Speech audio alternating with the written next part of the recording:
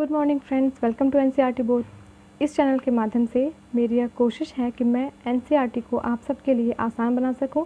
यहाँ आपको एनसीईआरटी के फैक्ट्स पढ़ने को मिलेंगे और अगर आपने बुक पढ़ रखी है तो आपका फास्ट रिवीजन होगा। यहाँ हम लोग एनसीईआरटी एसएसटी सब्जेक्ट पढ़ेंगे। हमने शुरुआत इतिहास विषय से कर दिया है और क्लास 6 की हम लोगों ने लेसन 2 पढ़ भी चुके हैं। और चलिए तो हम लोग आज आगे का लेसन पढ़ना शुरू करते हैं। ठीक है, ये क्लास 6 की बुक है एनसीईआरटी की। यहाँ 12 लेसन है। हम लोगों ने 2 लेसन पढ़ लिया है पहले से ही। लेसन 1 में क्या है? लेसन 1 में हम लोगों ने नर्मदा नदी के बारे में पढ़ा था। नर्मदा नदी यहाँ पे है। विंध्य पहाड़ियाँ जो है नर्मदा नदी के पास में पड़ती हैं और गारो की पहाड़ियाँ, इन दोनों क्षेत्र में चावल के खेती के साक्ष्य मिले हुए हैं। इसके अलावा हमने पढ़ा कि किरथा और सुलेमान पहाड़ियों पर गेहूँ और जौ 8000 ईस्वी पूर्व उपजाया गया था। ठीक है, इसके अलावा हम लोग ने पढ़ा कि गंगा नदी सोन नदी के पास का जो क्षेत्र है वो मगध है। वो सबसे विशाल राज्य था जिसका मतलब जिसकी स्थापना 2500 ईस्वी वर्ष पूर्व मानी जाती है। इसके अलावा सिंधु नदी का जो क्षेत्र है यहाँ पे हम लोगों ने ये पढ़ा कि यहाँ पे 4700 ईस्वी पूर्व आरंभिक नगर बसाए गए थे सिंधु नदी में। उसके बाद मगध का क्षेत्र पढ़ते हैं। उसके मगध के समय में ही समुद्र तट पे भी मतलब कि नगर बसाए गए थे। ठीक है, गारो की पहाड़ियाँ, विंध्य पहाड़ियाँ से चावल के साक्ष्य मिलते हैं और किरथा और सुलेमान पहाड़ियों से गेहूं और जौ के साक्ष्य मिलते हैं। यहाँ हम लोग ये पढ़ा है। इसके अलावा भारत का नाम इंडिया और भरत क्यों पड़ा, ये हमने पढ़ा। फिर इसके अलावा हमने पढ़ा कि पांडुलिपि क्या होती है, इसका क्या यूज़ था, अभिलेख क्या होता है, इसका क्या उपयोग था, पुरातत्वविद कौन होते हैं। ठीक, फिर तिथियों का मतलब एडी और बीसी क्या होता है, बिफोर क्राइस्ट और एनो डोमिन। फिर यहाँ पे अज्ञात लिपि का अर्थ कैसे निकाला जाता था, ये हम लोगों ने पढ़ा था लेसन 1 में। लेसन 2 में हमने खाद्य आखेटक एवं खाद्य संग्रह के बारे में पढ़ा था कि आरंभिक मानव जो है वो किस प्रकार के औजार बनाता था, किस तरह से बनाता था, ये हमने पढ़ा। फिर ये मैप बहुत इंपॉर्टेंट है, इसके बारे में हमने पढ़ा था कि इस लेसन में हमने पुरापाषाणिक पुरास्थल के बारे में पढ़ा था कि पुरापाषाणिक पुरास्थल कौन कौन से हैं। हुसगी हैं, कुरनूल गुफाएँ हैं, भीमबेटका है। भीमबेटका से कंदराएँ गुफाओं मिला है जहाँ पे चित्रशैली भी मिली हुई है, मतलब गुफाओं में चित्र करते थे लोग। इसके बारे में पता चलता है। हुसगी से औजार के बारे में पता चलता है और कुरनूल गुफाओं में राख के अवशेष मिले हैं। ठीक, यही है आगे के लेसन में, यही है। नामों यहाँ पुरापाषाण, मध्यपाषाण और नवपाषाण युग के बारे में बताया गया है। फिर शैल चित्रकला के बारे में भारत में शुतुरमुर्ग के अंडे पाए गए हैं, इससे पता चलता है कि भारत में शुतुरमुर्ग भी थे। फिर यहाँ फ्रांस की एक गुफा का एक चित्र है। ठीक, लेसन 2 में हमने इतना पढ़ा। अब हम लोग आज लेसन 3 पढ़ेंगे। ठीक, लेसन 3 में हम लोग पढ़ेंगे कि खेती और पशुपालन की शुरुआत कैसे हुई, कैसे लोग कृषक बने और पालतू पशुपालक बन गए। ठीक है, आरंभिक मानव जो है जब वो पहले गुफाओं में रहता था और फल फूलों पे रहता था और जानवरों का मांस खाता था। उसके बाद धीरे धीरे वो एक जगह इकट्ठा होना शुरू किया और उसने कृषक बन गया। धीरे धीरे वो खेती करना शुरू किया, अनाज के बारे में उनको पता चला और फिर वो धीरे धीरे जानवरों के बारे में पता चला कि जानवरों से उन्हें क्या क्या फ़ायदा होता है, सिर्फ मांस नहीं दूध भी मिलता है। तो धीरे धीरे पशुपालक भी बन गए। धीरे धीरे उनका विकास हुआ, धीरे धीरे वे कृषक बने और धीरे धीरे वे पशुपालक बने। ठीक, बसने की प्रक्रिया कैसे शुरू हुई? लोगों द्वारा पौधे उगाने और जानवरों की देखभाल करने को ही बसने की प्रक्रिया कहते हैं। तो लोगों ने सबसे पहले कैसे जानवरों और कैसे अनाज का चयन किया? वैसे अनाज चयन किया जिसके मतलब बड़े बड़े दाने होते थे। ठीक है, और जानवर का भी उन्होंने वही चयन किया जो अहिंसक होते थे। पालतू जानवरों के दांत और सींग के बारे में यहाँ फिगर बना है कि पालतू जानवर जो होते हैं उनके दांत छोटे होते हैं और जो हिंसक जानवर होते हैं उनके दांत बड़े बड़े होते हैं। ठीक, कृषि के लिए अपनाई गई सबसे प्राचीन फसलों में गेहूँ तथा जौ आते हैं, ये हमने पहले लेसन पढ़ा था। उसी तरह सबसे पहले पालतू बनाए गए जानवरों में कुत्ते के बाद भेड़ बकरी आते हैं। मतलब सबसे पहले जो आरंभिक मानव था उसने सबसे पहले कुत्तों को पालना शुरू किया, उसके बाद भी भेड़ बकरी को पालना शुरू किया। अब ये क्वेश्चन है कि कुत्ते को क्यों पालना शुरू किया सबसे पहले, ये अब आप लोग खुद से अंदाज़ा लगाइए। ठीक है, पौधे उगाने लगे तो वो एक जगह पे नहीं रहे लंबे समय तक। उन्हें नहीं, जब तक वो कृषक नहीं थे वो एक जगह दूसरी जगह रहते थे, लेकिन जब वो कृषक बन गए, खेती करने लगे, पशुपालक बन गए तो वो एक जगह पे लंबे समय तक रहने लगे। उन्होंने भोजन का भंडारण शुरू कर दिया। ठीक, अब यहाँ देखिए नीले वर्ग का पता लगाओ जहाँ पे ये वह जगह है जहाँ पे पुरातत्वविदों को शुरुआती कृषकों और पशुपालक के होने के साक्ष्य मिलते हैं। अब देखिए ये हम लोग फिर से उसी मैप पे आते हैं जो हमने लेसन 2 में पढ़ा था, ये मैप।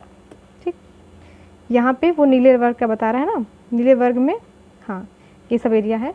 ये मेहरगढ़ कहाँ है, यहाँ पे है ना। मेहरगढ़ से क्या साक्ष्य मिला, ये सब जो एरिया है मेहरगढ़, कोल्डिहवा, महागढ़ा, गुफकराल, बुर्जहोम, चिरांद, हल्लूर, पैमपल्ली, ये जो है ये नवपाषाणिक पुरा स्थल हैं। ठीक है, इन जगहों पे क्या क्या अवशेष मिले हैं इसके बारे में हम लोग पढ़ेंगे। ठीक, मेहरगढ़ आधुनिक पाकिस्तान में है। ठीक, यहाँ पे गेहूँ, जौ, भेड़, बकरी और मवेशी मिले हैं। कोल्डिहवा आधुनिक उत्तर प्रदेश में है। यहाँ पे कोल्डिहवा से चावल, जानवरों की हड्डियों के टुकड़े मिले हैं। महागढ़ा आधुनिक उत्तर प्रदेश में है। महागढ़ा यही कोल्डिहवा के पास में है। यहाँ पे चावल, मवेशी, मिट्टी पर खुरों के निशान मिले हुए हैं। फिर गुफकराल आधुनिक कश्मीर में है। बुर्जहोम ये भी आधुनिक कश्मीर में है। गुफकराल में गेहूं और दलहन मिला है। बुर्जहोम में गेहूं और दलहन के साथ साथ कुत्ते, मवेशी, भैंस और भेड़ बकरी के पालने के साक्ष्य मिले हैं। गुफकराल और बुर्जहोम कहाँ है, यहाँ पे है कश्मीर में। फिर चिरांद आधुनिक बिहार में है। गेहूँ, हरे चने, जौ, भैंस और बैल के अवशेष मिले हैं। चिरांद कहाँ है, यहाँ पे आधुनिक बिहार। हल्लूर आधुनिक आंध्र प्रदेश में है। पैमपल्ली आधुनिक आंध्र प्रदेश में है। ठीक, ये आधुनिक आंध्र प्रदेश में यहाँ हल्लूर यहाँ पे है, इसी के पास में ये पैमपल्ली है। ठीक, हल्लूर में ज्वार, बाजरा, मवेशी, भेड़, बकरी, सुअर के पालने के साक्ष्य मिले हैं। पैमपल्ली में काला चना, ज्वार, बाजरा और मवेशी तथा भेड़ तथा सुअर के साक्ष्य मिले हैं। ठीक है, याद रखिए जिन जगहों पर अनाज तथा हड्डियों के अवशेष मिले हैं ये उनमें से सिर्फ कुछ ही हैं। सिर्फ कुछ ही क्षेत्र का यहाँ पे वर्णन किया गया है, तो इसका मतलब ये इम्पॉर्टेंट है, इसलिए इन क्षेत्रों का वर्णन किया गया। यहाँ पे अधिक मात्रा में अनाज और हड्डियों के साक्ष्य मिले होंगे। ठीक है, आगे देखते हैं बुर्जहोम। कुछ पुरास्थलों पर झोपड़ियों और घरों के निशान मिले हैं, जैसे बुर्जहोम वर्तमान कश्मीर में है। यहाँ पे लोग गड्ढे के नीचे घर बना कर रहते थे, जिन्हें गर्तवास कहते हैं। गर्तवास कहाँ मिला है, तो बुर्जहोम में मिला है।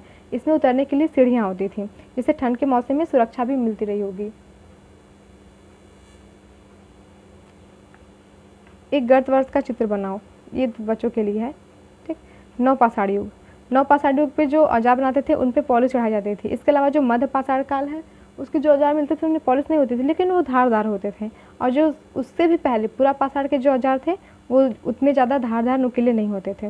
इससे हम लोग जान सकते हैं कि ये औजार नवपाषाण के हैं, कि मध्य पाषाण के हैं, कि पूरा पाषाण के हैं। फिर औजार हड्डियों से भी बनाए जाते थे।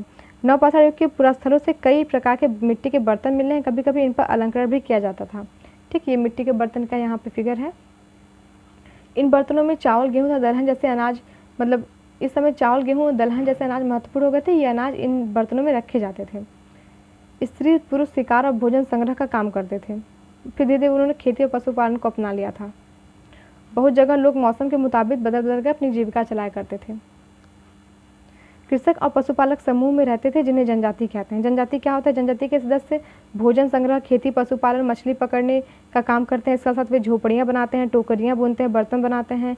ये साथ साथ रहते हैं। गाना, नाच और घरों की सजावट उनकी ज़िंदगी का एक अहम हिस्सा होता है। जनजातियों का एक नेता होता है जो कि वृद्ध और अनुभवी व्यक्ति होता है। इनकी सांस्कृतिक परंपराएं बहुत समृद्ध होती हैं। इनमें गरीब और अमीर के बीच कोई खास अंतर नहीं होता। अब देखिए हम लोग पढ़ेंगे मेहरगढ़। मेहरगढ़ में जीवन और मृत्यु। मेहरगढ़ को मानचित्र में ढूंढो। चलिए ढूंढते हैं। नहीं, ये तो लेसन 1 का मानचित्र हो गया ना। लेसन 2 का मानचित्र यहाँ पे है मेहरगढ़। मेहरगढ़ में ईरान जाने वाले सबसे महत्वपूर्ण रास्ते बेलन दर्रे के पास एक हरा भरा समतल स्थल है, जहाँ पर मेहरगढ़ संभवतः वह स्थान है जहाँ के स्त्री पुरुषों ने इस इलाके में सबसे पहले जौ, गेहूँ उगाना और भेड़ बकरी पालना सीखा था। ठीक है, यहाँ खुदाई में सबसे पहले के स्तरों से पुरातत्वविदों को विभिन्न प्रकार के जानवरों की हड्डियाँ मिली हैं। हिरण था, सुअर, भेड़ और बकरियों की हड्डियाँ मिली हैं। मेहरगढ़ में चौकोर था आयताकार घरों के अवशेष भी मिले हैं। इसके अलावा मेहरगढ़ में कब्र में एक मृतक के साथ एक बकरी को भी दफनाया गया था। ठीक, मेहरगढ़ यहाँ पे है। क्या लिखा है, ईरान जाने वाले सबसे महत्वपूर्ण रास्ते। ईरान जाने वाला रास्ता बेलन दर्रे के पास में मेहरगढ़ पड़ता है। यहाँ पे हमें क्या क्या मिला है, गेहूँ और जौ के साक्ष्य मिले हैं। इसके अलावा यहाँ पे भेड़, बकरी, हिरण था, सुअर के मतलब कि हड्डियाँ मिली हुई हैं, जिससे पता चलता है कि यहाँ पे लोगों ने सबसे पहले पशुपालन शुरू किया होगा। इसके अलावा यहाँ पे चौकोर एवं आयताकार घर मिले हैं। फिर यहाँ पे एक कब्र मिला है जहाँ पे मृतक के साथ एक बकरी को दफनाया जाता था। ठीक, इतना मेहरगढ़ के बारे में बताया गया। फिर यहाँ पे लिखा है कि पहले और बाद के स्तर क्या होता है। देखिए, आमतौर पर जब लोग जहाँ रहते हैं घर टूटने पर दोबारा वहीं घर बना लेते हैं। टूटे फूटे सामान और कूड़ा करकट भी घरों के आसपास जमा होते रहते हैं। इन कारणों से बस्ती की ज़मीन धीरे धीरे ऊंची होती रहती है और फिर सैकड़ों सालों के बाद वहाँ एक टीला बन जाता है पहाड़ के जैसा। इसलिए जब टीले की खुदाई की जाती है तो उसका सबसे निचला स्तर सबसे पुराना होता है। ये देखिए टीला है ना, जब उसकी खुदाई की जाएगी तो जो नीचे का स्तर सबसे पुराना होगा, उसके बाद जो होगा उससे नवीन, फिर उसके बाद उससे नवीन, फिर ये नवीन काल के यहाँ पे मिलेंगे चीज़ें। अब मानचित्र में दार्जिलिंग हेडिंग ढूंढो। दार्जिलिंग हेडिंग या पूरा स्थल चीन और म्यांमार की ओर जाने वाले रास्तों में ब्रह्मपुत्र की घाटी की एक पहाड़ी पर है। यहाँ खरल और मूसल जैसे पत्थर के उपकरण मिलते हैं। क्या? खरल और मूसल। ठीक, यहाँ पे जेडाइट पत्थर मिलता है, जिससे यह संभवतः यह पत्थर चीन से आया होगा, यह अंदाज़ा लगाया जा सकता है। और यहाँ पे काष्ठात्मक के औजार और बर्तन भी मिले हैं। दार्जिलिंग हेडिंग कहाँ है? दार्जिलिंग हेडिंग यहाँ पूर्वोत्तर भारत में है। यहाँ पे मिला है खरल और मूसल, जेडाइट पत्थर और काष्ठात्मक, जो कि लकड़ी ही होती है, जो कि सख्त होकर पत्थर बन जाती है। इससे औजार और पत्थर बनते थे। ठीक, फिर ये अन्यत्र है। नवपाषाण युग के सबसे प्रसिद्ध पुरास्थलों में एक चाताल युग तुर्की में है। ठीक, चाताल युग तुर्की में है। यहाँ दूर दराज स्थानों से कई चीज़ें लाई जाती थी और इनका उपयोग किया जाता था। जैसे सीरिया से लाए गए चकमक पत्थर लाते थे, लाल सागर की कौड़ियाँ, भूमध्य सागर की सीपियाँ। ध्यान रहे कि उस समय तक पहिए वाले वाहन का विकास नहीं हुआ था। लोग सामान खुद या जानवरों की पीठ पर लाद कर ले जाते थे। ठीक, अब लेसन 2 में हमने क्या इंपॉर्टेंट पढ़ा? कृषक के बारे में, पशुपालक, नवपाषाण युग, बर्तन, जनजाति, गांव, घर और कब्र। ये वर्ड इंपॉर्टेंट है, इसी से रिलेटेड हमने इस लेसन में पढ़ा है। ठीक, अब हम लेसन 4 पढ़ते हैं। लेसन 4 हड़प्पा की कहानी। हड़प्पा के बारे में यहाँ पे है इस लेसन में। लगभग 150 साल पहले जब पंजाब में पहली बार रेलवे लाइन बिछाई जा रही थी तो इंजीनियरों को हड़प्पा पुरास्थल मिला था, जो कि पाकिस्तान में है। हड़प्पा के खंडहरों से हजारों ईंटें उखाड़ ले गए थे, जिसका उपयोग उन्होंने रेलवे लाइन बिछाने में किया था। ठीक, इसके बाद उस वक्त इस स्थल के बारे में लोगों को पता नहीं थी, लेकिन 80 साल पहले पुरातत्वविदों ने इस स्थल को ढूंढा और तब पता चला कि यह खंडहर उपमहाद्वीप के सबसे पुराने शहरों में से एक है। ठीक, इस नगर की खोज सबसे पहले हुई थी, इसलिए बाद में मिलने वाले इस तरह के सभी पुरास्थल में जो इमारतें और चीज़ें मिली उन्हें हड़प्पा सभ्यता की खोज कहते हैं, या हड़प्पा सभ्यता की इमारतें कहते हैं। सबसे पहले जो नगर मिला था वो हड़प्पा स्थल था, वो मिला था। इसीलिए उस प्रकार के जो भी और भी शहर मिले हैं उनको हड़प्पा सभ्यता कहते हैं। हड़प्पा पहले मिला था, इसलिए उसी के नाम पे और भी नगर जो थे उस समय के जो थे उसको हड़प्पा सभ्यता के नगर कहते हैं। इन शहरों का निर्माण लगभग 4700 साल पहले हुआ था। हड़प्पा सभ्यता के जो नगर हैं इनका निर्माण 4700 पहले हुआ था। ठीक, इन नगरों में से कई 2 या उससे ज़्यादा हिस्सों में विभाजित किया गया था। प्रायः पश्चिमी भाग छोटा था लेकिन ऊंचाई पर बना था और पूर्वी हिस्सा बड़ा था लेकिन यह निचले इलाके में था। ठीक, ऊंचाई वाले भाग को पुरातत्वविदों ने नगर दुर्ग कहा और निचले हिस्से को निचला नगर कहा। मतलब हड़प्पा में जो नगर मिले थे जो ऊंचाई पे थे उनको नगर दुर्ग कहा गया और जो नीचे स्थल बने थे उनको निचला नगर कहा गया। 4 दीवारियों की पक्की ईंटों से 4 दीवारें जो थी वो पक्की ईंटों से बनाई जाती थी। ये नगर 4 दीवारों से घिरे थे। ईंटों की चिनाई इस तरह करते थे कि दीवारें खूब मजबूत रहें। नगर दुर्ग जो था नगर दुर्ग में कुछ खास इमारतें मिली हैं। मिसाल के तौर पर मोहनजोदड़ो में खास तालाब बनाया गया है। मोहनजोदड़ो में खास तालाब था जिसे महान स्नानागार कहते हैं। ये नगर दुर्ग मिलता है, ऊंचे स्थल पर मिलता है। यहाँ पर इस तालाब को बनाने में ईंट और प्लास्टर का इस्तेमाल किया गया था। प्लास्टर के ऊपर चारकोल की परत चढ़ाई गई थी। ठीक, यहाँ विशिष्ट नागरिक विशेष अवसरों पर स्नान करते थे। मोहनजोदड़ो में विशाल स्नानागार मिला है। फिर कालीबंगा और लोथल जैसे अन्य नगरों में अग्निकुंड मिले हैं। कालीबंगा और लोथल में अग्निकुंड के साक्ष्य मिले हैं। हड़प्पा, मोहनजोदड़ो और लोथल जैसे कुछ नगरों में बड़े बड़े भंडार गृह मिलते हैं, अन्नागार। मतलब कि हड़प्पा में, मोहनजोदड़ो में और लोथल में, हड़प्पा, मोहनजोदड़ो, लोथल में बड़े बड़े भंडार गृह अन्नागार मिले हैं। मोहनजोदड़ो में स्नानागार मिला है। कालीबंगा और लोथल में अग्निकुंड मिले हैं। ये इंपॉर्टेंट है। महान स्नानागार, देखिए इसी के बारे में बात की जा रही थी कि जो मोहनजोदड़ो में महान स्नानागार मिला है, ये उसी का फिगर है। फिर हड़प्पा नगर में ईंटों की चिनाई किस तरह करते थे, ये उसका फिगर है। ठीक है, अधिकांश घरों में एक अलग स्नानागार होता था और कुछ घरों में कुएं भी होते थे। नगरों में ढके हुए नाले थे, हर नाली में हल्की ढलान होती थी। नालियों के सड़कों की नालियों से जोड़ दिया जाता था, जो बाद में बड़े नालों में मिल जाती थी। और यहाँ पे मेन होल भी मिलते हैं। हड़प्पा में जो हड़प्पा सभ्यता जो नगरीय सभ्यता थी वहाँ पे मेन होल भी बनाए जाते थे। इससे पता चलती है कि वो सभ्यता कितनी विकसित थी। घर, नाले और सड़कों का निर्माण योजनाबद्ध तरीके से एक साथ ही किया जाता था। ठीक, यह संभव है कि यहाँ शासक थे। यह भी संभव है कि ये शासक लोगों को भेजकर दूर दूर से धातुएं, बहुमूल्य पत्थर और उपयोगी चीज़ें मंगवाते थे।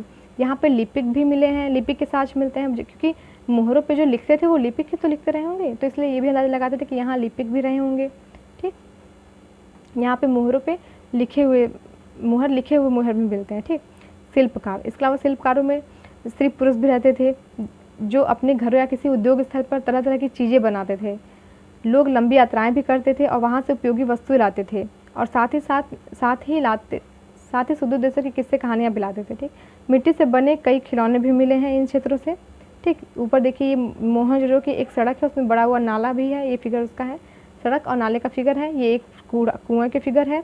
ठीक, ये मोहर है, मोहर के ऊपर खास लिपि में लिखा हुआ कुछ चिन्ह लिखा हुआ है, लिपि है ये। और फिर जो है ये पकी हुई मिट्टी के खिलौने हैं। ये सब कहाँ से मिले हैं? हड़प्पा सभ्यता से मिले हैं। देखिए, नगर और नए शिल्प, हड़प्पा के नगरों से प्राप्त हुई ये सब चीज़ें हैं। उनमें अधिकतर पत्थर, शंख, तांबे, कांसे, सोने और चांदी जैसी धातुओं से बनाई गई थी। तांबे और कांसे से औजार, हथियार, गहने और बर्तन बनाए जाते थे। सोने और चांदी से गहने और बर्तन बनाए जाते थे। यहाँ मिली सबसे आकर्षक वस्तुओं में मणके, बाट और फलक हैं। ठीक, ये बाट का फिगर है। बाट चट पत्थर से बनाए जाते थे। बाट वो होता है जिसे धातु को तौलने के लिए बाटों का उपयोग किया जाता था। ठीक है, फिर ये मनकों का फिगर है। मनके कार्निलियन पत्थर से बनाए जाते थे। इन पत्थरों को काट कर और तराश कर मनके बनाए जाते थे, जिनमें छेद किया जाता था जिससे कि धागा निकल सके। और ये मनके क्या है? ये आभूषण है। ठीक, फिर ये क्या है? धारदार फलक है। हड़प्पा सभ्यता से धारदार फलक भी मिले हुए हैं। फलकों का यूज वही मतलब कुछ काटने के लिए यूज किया जाता होगा। कढ़ाईदार वस्त्र मिला एक महत्वपूर्ण व्यक्ति के फिगर पे। ठीक है, एक महत्वपूर्ण व्यक्ति की पत्थर से बनी मूर्ति जो मोहनजोदड़ो से मिली है, इसमें उसे कढ़ाईदार वस्त्र पहने दिखाया गया है। देखिए, ये पुरोहित की मूर्ति है। मोहनजोदड़ो में हम लोग पढ़ते हैं कि ये पुरोहित की मूर्ति कहाँ से मिली है? मोहनजोदड़ो से मिली है। मोहनजोदड़ो से जो ये पुरोहित की मूर्ति मिली है, इस पर देखिए जो वस्त्र इनको पहनाया गया है ये कढ़ाईदार वस्त्र है। इससे पता चलता है कि हड़प्पा सभ्यता के लोग जो है वस्त्रों पर कढ़ाई करना जानते थे। ठीक है,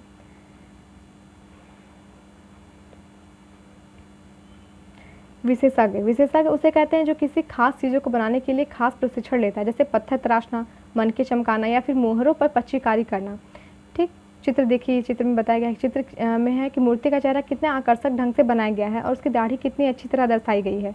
ठीक है, इससे पता चलता है कि यह मूर्ति किसी विशेषज्ञ मूर्तिकार ने ही बनाया होगा, ये किसी विशेषज्ञ का ही काम है। अब फ्योंस को कृत्रिम रूप से तैयार किया जाता था। बालू या स्फटिक पत्थरों के चूर्ण को गोंद में मिलाकर उनसे वस्तुएं बनाई जाती थी। उसके बाद उन वस्तुओं पर चिकनी परत चढ़ाई जाती थी। इस चिकनी परत के रंग प्रायः नीले, हल्के समुद्री रंग के होते थे। फ्योंस बहुत ही कीमती चीज़ था। फ्योंस से जो भी वस्तुएं बनाती थी वो बहुत कीमती होती थी उस वक्त। फ्योंस के मनके, चूड़ियाँ, बाले और छोटे बर्तन बनाए जाते थे। ठीक, फिर कच्चे मालों की खोज। कच्चा माल जो प्राकृतिक रूप से मिलते हैं, जैसे कपास हो गया, कपास को कच्चा माल कहते हैं। कताई बुनाई करके कपड़ा तैयार किया जाता था कपास से। हड़प्पा में लोगों को कई चीज़ें वहीं मिलती थी, लेकिन तांबा, लोहा, सोना, चांदी और बहुमूल्य पत्थर जैसे पदार्थों को भी दूर दूर से लाते थे। मतलब कुछ कच्चे माल थे जो वहीं पे मिलते थे, लेकिन वो कुछ ऐसे कच्चे माल थे जो दूसरे देशों से लाया जाता था। तो इससे पता चलता है कि लोग व्यापार करने के लिए एक जगह से दूसरी जगह भी जाते थे। ठीक, कच्चे माल की खोज में लोग जाते थे। अब देखिए, हड़प्पा के लोग तांबा का आयात संभवतः आज के राजस्थान से करते थे। ठीक, और ओमान से भी तांबे का आयात किया जाता था। टीन का आयात आधुनिक ईरान और अफगानिस्तान से किया जाता था। ठीक, सोने का आयात आधुनिक कर्नाटक और बहुमूल्य पत्थर का आयात गुजरात, ईरान और अफगानिस्तान से किया जाता था। पौधों के अवशेषों से पता चलता है कि हड़प्पा के लोग गेहूँ, जौ, दालें, मटर, धान, तिल और सरसों उगाते थे। जमीन की जुताई के लिए हल का उपयोग एक नई बात नहीं थी। प्रायः लकड़ी से बनाए जाते थे हल, मतलब हल जो थे प्रायः लकड़ी से बनाए जाते थे, इसलिए वो आज हम लोग को नहीं मिलते हैं हल। लेकिन कैसे पता चलता है कि लोग हल का यूज करते थे कृषि में? क्योंकि हल के आकार के खिलौने मिलते हैं जिसका उपयोग सिंचाई में किया जाता था। हड़प्पा के लोग गाय, भैंस, भेड़ और बकरियां पालते थे। ठीक, बस्तियों के आसपास तालाब और चारगाह भी होते थे। अब देखिए, ये हल है। ठीक, मिट्टी का बना खिलौना हल है। इससे पता चलता है कि लोग हल का प्रयोग करते थे कृषि में। और ये देखिए, एक मुहर है। मुहर आयताकार मुहर है। हड़प्पा में आयताकार मुहर मिलते हैं, लेकिन इस पर एक नाव का चित्र बना हुआ है। तो इससे पता चलता है कि लोग एक जगह से दूसरी जगह समुद्री यात्राएं करते थे, इसलिए यहाँ पे नाव का चित्र बना हुआ है। और ये देखिए, एक मिट्टी का खिलौना है। इससे पता चलता है कि लोग जो है मतलब पहिए वाले वाहन का यूज करते थे। ठीक, गुजरात में हड़प्पाकालीन नगर का सूक्ष्म निरीक्षण। गुजरात में कौन कौन से हड़प्पाकालीन नगर मिले हैं? ठीक है, लोथल मिला है और धौलावीरा मिला है। कच्छ के इलाके में खादिर बेट के किनारे धौलावीरा नगर बसा था। वहाँ साफ पानी मिलता था और ज़मीन उपजाऊ थी। जहाँ हड़प्पा सभ्यता के कई नगर 2 भागों में विभक्त थे, वहीं धौलावीरा नगर को 3 भागों में बांटा गया था। इसके हर हिस्से के चारों ओर पत्थर की ऊंची ऊंची दीवारें बनाई गई थी। इसके अंदर जाने के लिए बड़े बड़े प्रवेश द्वार थे। यहाँ मिले कुछ अवशेषों में हड़प्पा लिपि के बड़े बड़े अक्षरों के पत्थर में खुदा हुआ पाया गया है। हड़प्पा लिपि जो है यहाँ पे मिलती है, जो पत्थरों पे खुदा हुआ मिलता है। ठीक, लकड़ी में जड़ा, जो कि लकड़ी अभिलेखों को संभवतः लकड़ी में जड़ा गया था। यह एक अनोखा अवशेष है। यहाँ पे जो यहाँ मिले कुछ अवशेषों में हड़प्पा लिपि के बड़े बड़े अक्षरों को पत्थरों पे खुदा पाया गया है। यह पत्थर लकड़ी में जड़ा हुआ पाया गया है। ये एक अनोखा अवशेष है। ये कहाँ से मिला है? धौलावीरा में। आमतौर पर हड़प्पा के लेख मुहर जैसी छोटी वस्तु पाए जाते थे, पर यहाँ पे जो लेख मिले हैं वो बड़े बड़े पत्थरों पर पाए गए हैं। गुजरात की खंबात की खाड़ी में मिलने वाली साबरमती की एक उपनदी के किनारे बसा लोथल नगर ऐसे स्थान पर बसा है जहाँ कीमती पत्थर जैसा कच्चा माल आसानी से मिल जाता था। लोथल एक बंदरगाह भी था। यह पत्थरों, शंखों और धातुओं से बनाई गई चीज़ों का एक महत्वपूर्ण केंद्र था। इस नगर में एक भंडार गृह भी मिला है। यहाँ इस भंडार गृह से कई मुहरें मिली हैं या मुद्रांकन या मुहरबंदी भी मिली हैं। लोथल से भंडार गृह मिला है, मुहरें मिली हैं, मुहरबंदी मिली है। ठीक, और यह एक बंदरगाह क्षेत्र था। ठीक, लोथल, यह बड़ा तालाब लोथल का बंदरगाह रहा होगा। ये फिगर बना है ना, लोथल का है, जहाँ पे समुद्र के रास्ते आने वाली नावें रुकती थीं। यहाँ पे एक इमारत भी मिली है जहाँ संभवतः मनके बनाने का काम होता था। पत्थर के टुकड़े, अधबने मनके बनाने वाले उपकरण और तैयार मनके भी यहाँ पे मिले हैं। ये मुहर की छाप को मुहरबंदी कहते हैं। ये मुहरबंदी कैसे होती है उसका फिगर है। मुहरबंदी क्या होती है? मुहरों का प्रयोग सामान से भरे उन डिब्बों या थैलों को चिन्हित करने के लिए किया जाता होगा जिन्हें एक जगह से दूसरी जगह भेजा जाता था। थैले को बंद करने के बाद उनके मुहानों पर गीली मिट्टी पोत कर उन पर मुहर लगाई जाती थी। ठीक, मुहर की छाप को मुहरबंदी कहते हैं। मुहर का प्रयोग आज भी बहुत सारे कार्यालयों में होता है। तो उस वक्त के मुहर अलग थे, आज के मुहर अलग हैं। ठीक है, लगभग 2900 साल पहले एक बड़ा बदलाव देखने को मिलता है। मतलब सभ्यता का अंत कैसे हुआ? ठीक, कुछ विद्वान कहते हैं जंगलों का विनाश हो गया था, नदियाँ सूख गई थी, मवेशियों के बड़े बड़े झुंडों से चारगाह घास वाले मैदान समाप्त हो गए होंगे, कुछ इलाकों में बाढ़ आ गई थी। लेकिन यह स्पष्ट नहीं हो पाता है कि सभी नगरों का अंत कैसे हुआ होगा।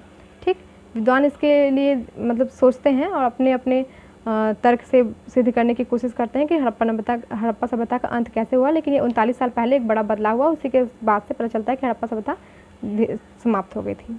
ठीक, अब जो है अन्यत्र में नील नदी के बारे में पढ़ेंगे हम लोग। नील नदी के आसपास वाले इलाकों को छोड़कर मिस्र का अधिकांश भाग रेगिस्तान है। लगभग 5000 साल पहले मिस्र में शासन करने वाले राजाओं ने सोना, चांदी, हाथी दांत, लकड़ी और हीरे जवाहरात लाने के लिए अपनी सेनाएं दूर दूर तक भेजी। इन्होंने बड़े बड़े मकबरे बनवाए जिन्हें पिरामिड के नाम से जानते हैं। पिरामिड, राजाओं के मरने पर उनके शवों को इन्हीं पिरामिडों में दफनाकर सुरक्षित रखा जाता था। इन शवों को मम्मी कहा जाता है। इनमें खाद्यान्न, पेय, वस्त्र, गहने, बर्तन, वाद्य यंत्र, हथियार और जानवर शामिल हैं। उनके सेवक और सेविकाओं को भी दफना दिया जाता है। दुनिया के इतिहास में शवों को दफनाने की परंपरा को देखते हुए मिस्र में सबसे ज़्यादा धन दौलत खर्च किया जाता था। ठीक है, मिस्र में सबसे ज़्यादा धन दौलत खर्च किया जाता था शवों को दफनाने में, और जो शव जिस पे दफनाए जाते थे उसके ऊपर पिरामिड बना दिए जाते थे। ठीक, ये अन्यत्र जो होता है इसमें वर्ल्ड हिस्ट्री से कुछ इंपॉर्टेंट टॉपिक यहाँ दिए होते हैं। ये हर लेसन में रहेगा आपको। ठीक, तो चलिए लेसन 4 भी ख़त्म हो गया। यहाँ पे उपयोगी शब्द हैं नगर, नगरदुर्ग, शासक, लिपिक, मुहर, शिल्पकार, धातु, विशेषज्ञ, कच्चा माल, हल, सिंचाई। ठीक, आज के लेसन में इतना ही करते हैं आज के वीडियो में। अब हम लोग अगले वीडियो में लेसन 5 और 6 भी कवर करेंगे। आज के लिए इतना ही। ठीक है, मिलते हैं अगले वीडियो में, तब तक के लिए धन्यवाद।